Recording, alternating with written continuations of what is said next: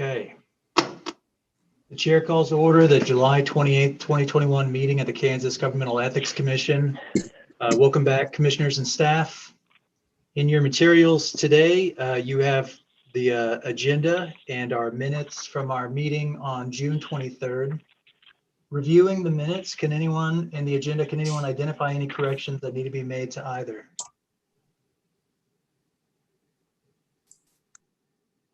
Hearing none, is there a motion to approve the agenda and minutes as written? So moved. I would second that. This is Kyle. Who was the first? Judge. Okay. Any additional discussion? Hearing none, all in favor of approving the motion signify by saying aye. Aye. Aye. All opposed say nay. The motion passes. Turning to today's agenda, we'll begin with opinion 2021-1. Brett or Mark?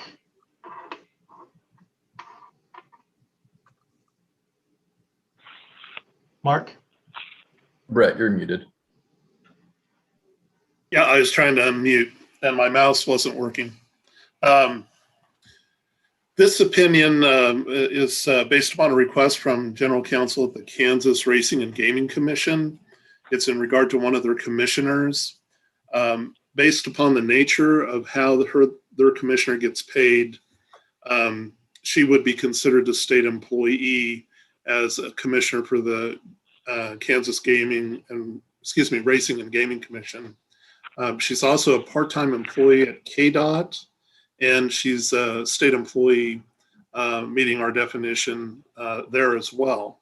So she has two positions with the state, and the question becomes whether or not she can get paid at the Racing Commission the per diem that they have allowed for under one of their statutes while still being employed as a employee at KDOT. And the opinion sets down basically the relevant law, but what it boils down to is because there's no overlap in time commitments or scheduling, as well as in responsibilities between the two positions, they're completely separated. KSA 46235 does not prohibit her from getting paid to do the work in either position. And so that was the conclusion of the opinion. If there's any questions, I'd be happy to answer those. So, Brett, your opinion is that we can get the per diem?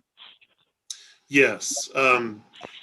Basically, the 235 provides that a state employee can't get paid from any other source for doing work for their official position. So since there's a division between the jobs completely, there's no overlap in work, subject matter requirements, and there's no overlap in her schedule, so that she's actually only working for one position at a time.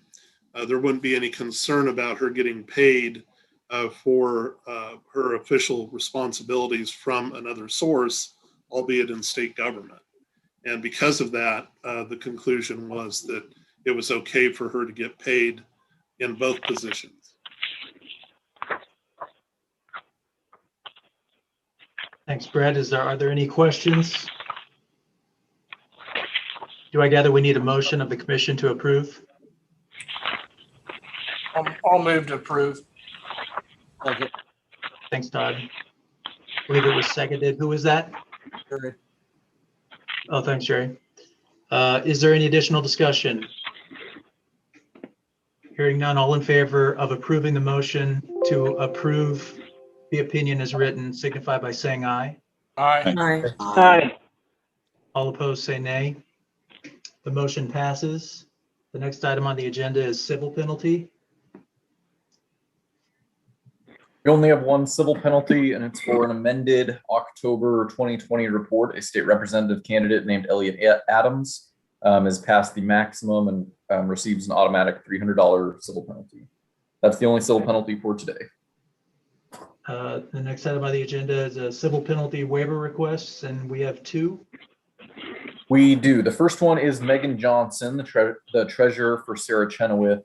You actually have a couple of writings here. You have Megan Johnson's email, her letter indicating her efforts to comply, and then also the candidate, Sarah Chenoweth, had previously requested and received a waiver from the commission back in, I believe, March. This, there isn't a particularly compelling reason for me to recommend anything other than to treat the treasurer identically to the candidate in this instance. So I would encourage a waiver of the $270 amount. Do I have a motion? This is Patty. So moved to waive. Thanks, This is Patty. Ken. I'll second. Thanks, Ken. Any additional discussion on this issue? Hearing none, all in favor of approving the motion to waive in the matter of Megan Johnson signify by saying aye. Aye. Aye. Aye. All opposed say nay. Motion passes. The next is an Andrew Keane. Andrew Keane is an independent lobbyist, which is to say he's registered as a lobbyist, not on behalf of an entity. He received a civil penalty of $700 for not filing his May 2021 report. He did not spend any money. When he did ultimately file, he filed zeros. This one's a little bit difficult because he was told twice to file an affidavit, which is what we tell people to do if they're not going to have any expenditures. And if they do file an affidavit, they don't have to file any of these reports. He apparently was confused about whether he had registered. After he received the failure to file, he had called the office and was confused he indicated he didn't believe he was registered. He also had registered as an address that wasn't actually his address, so he was a little delayed in getting the communication from us, though we did also send that through email as well. Typically, these lobbyists that are first-time offenders that weren't actually engaged in lobbying, which appears to be the case here, present a little more of a difficult scenario. Because of his lack of activity, I think that $700 is more than is sufficient, or more than is perhaps required to ensure compliance in future. I would encourage a waiver of perhaps part of the civil penalty, but perhaps not quite all of it. How much would you recommend waiving? An independent lobbyist that wasn't spending any money, and I don't think it requires all that much of a penalty to deter him in future from not filing these reports. I don't have a specific recommendation, but $700 is, in my view, perhaps a little more than is necessary in this instance. I'd move we waive 600 of the $700 if it's paid in 30 days. Okay, the motion is to waive 600 of the $700 if paid within 30 days. Is there a second, or is there additional discussion? I'll second. Thanks, Todd. Any additional discussion? All in favor of approving the motion signify by saying aye. Aye. Aye. Aye. All opposed say nay. Nay. Thanks, Jane. The motion passes. The next item on the agenda is paid for attribution review. It's been a little bit since we've done one of these, so just a reminder that individuals who are first-time offenders of the paid for attribution statute, unless there's an extenuating reason why we should treat them differently or why we believe that particular violation may have been intentional, the commission typically provides first-time waivers. Today we have two, and we can consider them in a group. The first one is Eric Strait, a candidate for city commission. He did not have a paid for on his Facebook page and has resolved the issue. He just was unaware that it was required for Facebook, which is extremely common. The second item is Jason Carmichael, who self-reported the issue. And this one's actually, we see this happen every once in a while, and it always is, you feel a little bad for the candidate when this happens. But they ordered a postcard mailer, and when they sent in the request to the mailer, or to the vendor, it had the paid for on it, but the mailer cut that paid for off, and then it was subsequently distributed. So he self-reported the issue. I don't have a reason to treat these any differently than normal, so I would encourage a waiver of both. I'd move we waive. Thanks, Jerry. I'd second that. This is Kyle. Thanks, Kyle. Is there any additional discussion? There's a motion to waive. Hearing none, all in favor of approving the motion signify by saying aye. Aye. Aye. All opposed say nay. Nay. Thanks, Jane. The motion passes. Mr. Chairman, does that motion include a letter that goes in their file? Mark? I didn't. When we provide those waivers for paid for attribution violations, those waivers are accompanied by a letter from the commission that is fairly directly worded, indicating that future violations are crimes, that they are misdemeanors, that they can be subject to fines of up to $5,000 on the first offense. We make sure they're aware of the possible consequences of future violations, for sure. But that always occurs when we provide paid for waivers. Thank you. Thanks, Mark. Thanks, John. The next is Jason Carmichael. I believe was the motion not to consider them in group. Got it. Both of them were considered. So the next item on the agenda is consideration of correspondence regarding fine order. We had, in I believe the last meeting, discussed this correspondence from Mr. Hamblin, who was subject to a fine hearing, and who was assessed ultimately $5,270 with a reduction up to $1,270 if the reports were filed and he had paid within 30 days. He missed that timeline, and in the last meeting, he had submitted this communication, this email, this 2-page email. Essentially, while it doesn't say it in the email, I'm pretty confident that he's intending to ask for a rehearing based on my phone conversation with him. That seems to be what he was hoping for. And the commission reviewed this and indicated that with his report still outstanding and because he still had not paid the lower $1,270 reduced amount, the commission would not consider his communication. He has now, just a few days ago, within the time period that the commission established at the last meeting, he filed his reports. They do appear to be filed properly, and he paid the $1,270 lower fine. So you have the email that he provided originally. You also have attached to his reports, he had this 2-page letter that he wrote, and it looks like he intends that the commission receive this letter. So we wanted to put that before you as well to make sure that you were able to see that.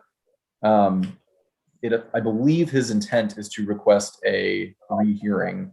If a rehearing is not granted or any other granted by the commission, because he was out of time on the original fine determined, or the commission assessed the lower $1,270 amount if he paid it within 30 days and filed his reports. Since he did not do that within the 30-day period, if the commission does not revisit this issue or provide a rehearing or provide some other relief, then he would be assessed the $5,270 amount if the commission takes no action today.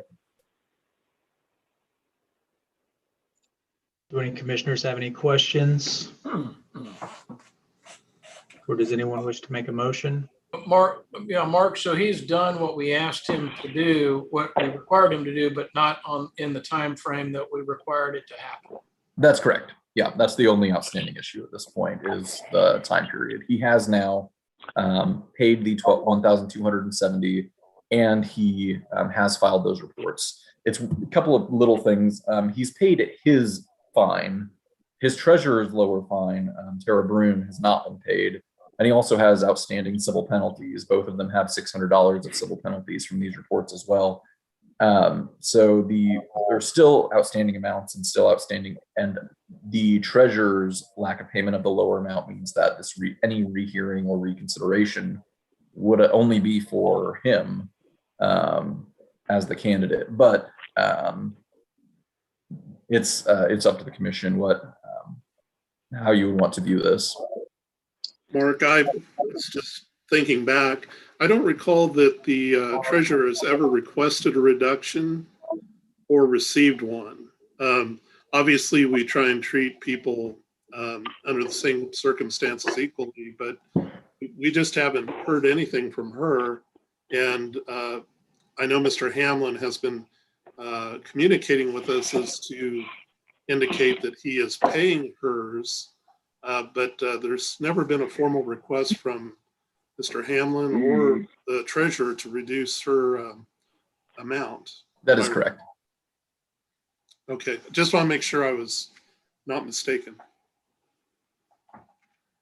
I can certainly answer any questions that people have. Last time we considered this, I talked for a while about my thoughts about his initial email, but if anyone has any questions, I'm sure I can provide whatever context or answers you need. You think it would be appropriate to grant him a rehearing if he pays the outstanding civil fines other than the larger amount? I don't know of a reason asserted to provide a rehearing. However, he has complied with all of the steps that are necessary at this point. So to have this email considered, he has complied with paying the lower fine for himself. He has provided the reports. It was outside the time limit is all, but he has done all of those steps at this point. So you say he still owes some other civil fines? He owes a civil penalty of $600 individually. His treasurer also has the same fine and penalty. Okay. Well, and technically he owes the total amount unless the issue is taken up again and reduced by the commission because he missed your deadline. Yeah. I would move that we grant him a rehearing if he pays the $600 that he in other civil fines that he owes, rehearing on the larger amount if he pays the $600 that he owes within 30 days. John, what do you envision we're going to rehear? Well, the rehearing is going to be him asking that we waive the larger amount because he complied with the smaller amount, but not within the time limit that we set. I'm sure the rehearing is going to be him asking that we extend the time for him to pay to do what he did. And Where are you watching? I'm in my hearing the governmental. Kyle, you may want to mute your phone if you have a moment. John Solbach. Kyle, if you could please mute your phone. I can force mute. Did what I said come through? Yeah. I just muted him. If we allow a reconsideration, are we going to limit the scope only to whether the original fine imposition remains? Or do you believe he's going to expand it to something other than that? I don't know what he's going to do, but it wouldn't be my intention to consider anything except his late payment and his late filing. We could decide not to accept that, and we could decide to impose an additional fine and let him go with that. But I don't have any problem with him having a rehearing if he pays the $600 that he owes on the other fines. I guess, Mark, do we anticipate him paying the $600? I don't know. That would be part of my motion, that he pay the $600. But it's 1,200, right? 600 for him specifically. 1,200 if you include his treasurer. What could we, in lieu of the hearing option, could we just say that if he pays if both of those fines, the civil penalties totaling 1,200 are paid within the next 30 days, that we will that he's not expected to pay the 5,000, whatever it is?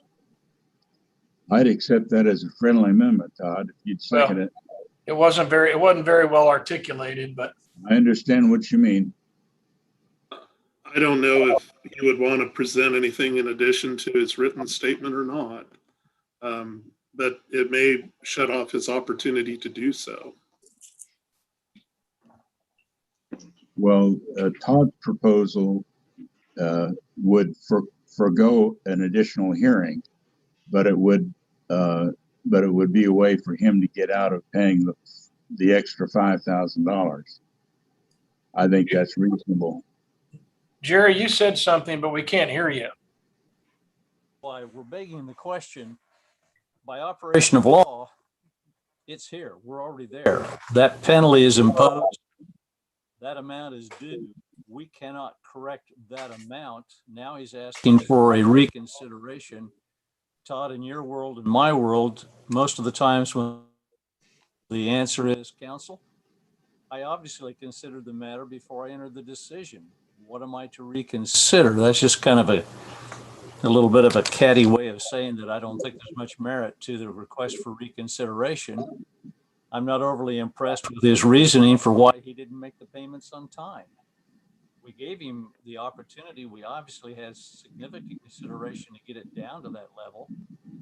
So if we step on that opportunity to say, I don't know that we have jurisdiction. I'm asking Brett this. Do we have jurisdiction to say, gosh, pay the $600 for yourself and the $600 for the treasurer, and we won't do anything else? Because that's past tense. It's already in place. Am I right or wrong? Well, unless there's a rehearing for some reason that's granted, I think the decision stands. He has provided this communication in writing or by email that may allude to additional facts that may have not been considered originally, since he wasn't here to provide anything in his own defense. And I guess it would just be whether or not the commission wishes to go there. So do we have the ability? Technically under the statute, no, the reconsideration should have been asked for 10 days after the original opinion. Correct. But having said that, I think as the trier of fact, you probably have the ability to expand that if it was what the commission wanted to do. Has he actually asked for a rehearing or reconsideration? On the phone call that we had with him, it was clear that that was his intention, or at least that was my interpretation of his intention. He did not specifically say that in the writings that he provided, but it's my view that is likely what he intends. Mark, do you have a recommendation? Perhaps you already spoke to this earlier, but I am not particularly sympathetic to the overall situation. I'm not particularly sympathetic. I'm trying to distance his treatment of commission staff and me specifically. I'm trying to distance the other issues that we've had with him. Ultimately, the issue is we tried for a very long time to garner compliance. He had many opportunities to resolve these, as we talked about at the last meeting. Did not. Ultimately, he received complaint. He received a notice of probable cause. We sent a notice of public fine hearing. He did not attend. But ultimately, what matters at the end of the day is what is going to be necessary to achieve compliance in the future. And I don't know what that is for him specifically. I don't. But I do think that perhaps the deterrent effect may already have been met. We've made a particularly strong statement that ignoring the commission's request for amendments and actually filing reports is something that you cannot simply just repeatedly ignore. And he was assessed 5,270 with a reduction of 4,000 if he complied with some requirements, paying the lower amount and filing those reports. Eventually, he did do those things. It just took him quite a while to do.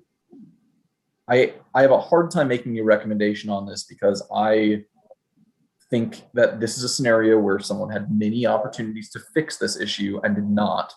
And now the extenuating circumstance is that this becomes an emergency for him because of the fine that was assessed by the commission and not for any other reason.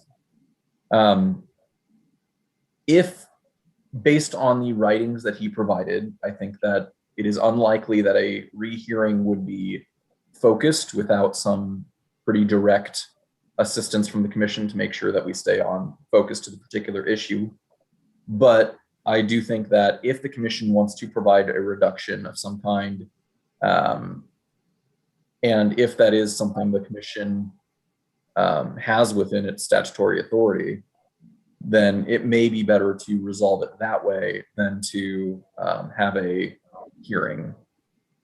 But ultimately, it's if you want to have a rehearing, he'll be in attendance. You can hear from him directly. He'll be able to say anything he wants to say at that time, and the commission will have an opportunity to adjust as necessary. And that's having another bite at the apple is not always a bad idea. Where I think the commission stands at this point is he's done the requisite things that the commission set as a condition preceding or precedent to considering the communication. You don't have to consider the communication. You may consider the communication. There was nothing represented to him that you would do in exchange for payment of that other than it needed to be done before you did anything.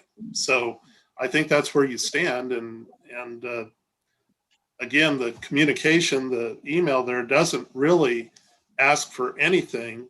But as Mark said, in the context of the communications he's had, it's clear that he was asking for some type of hearing to reduce the balance of the penalty. But that was a private conversation that we haven't been a party to. If we do anything, John, I would move to amend your motion that we give him 20 days in which to file a formal request specifying the justification for the commission to consider a rehearing. Judge, I'm going to withdraw my motion and let you make that motion. That's my motion. Thank you, John. Thank you, Jerry. Do I have a second on And I'll Judge second Helmer's the motion? Okay, thank you, John. Any additional discussion or questions? Hearing none, all in favor of approving the motion signify by saying aye. Aye. All opposed say nay. Nay. Nay. Can we get a count? Could you state your name as a yay? We'll take that vote again, just because I feel like it was split. Yay decisions, state your name. Todd. John Solbach. And then Jerry.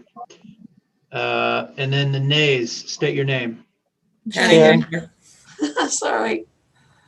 Jane. Jane. Ken. Pat. Ken. Was there another nay? Kyle? I think Patty, I think you got I me. got Patty down. Okay. Kyle, how did you vote? he's muted. I force muted him earlier because of the background noise. I've clicked the ask to unmute, but he has not done that yet. It's kind of an important vote here.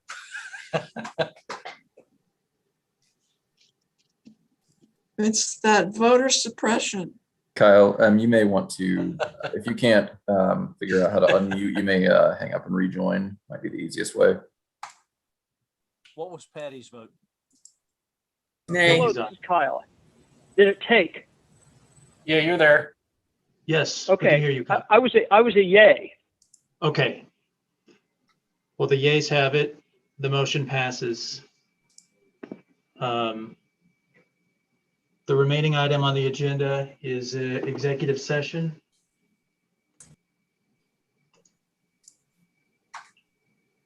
So what time would you like to go?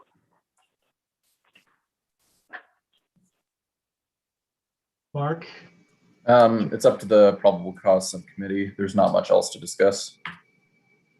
5 Todd, minutes, 5 minutes at the most, you think? Yeah. Okay, so 137, 138. sure. Okay. For good cause pursuant to KAR 19-6-2, I move to recess this open meeting until 1:38 p.m. for executive session with staff present to discuss matters related to complaints, audits, or investigations made confidential pursuant to KSA 25-4161 and 25-4165. Justification for executive meeting is to consult with Commission's attorney, which is within the attorney-client privilege as provided for in KSA 75-4319 subparagraphs B2. Thank you, Kyle. Do I have a second on the motion to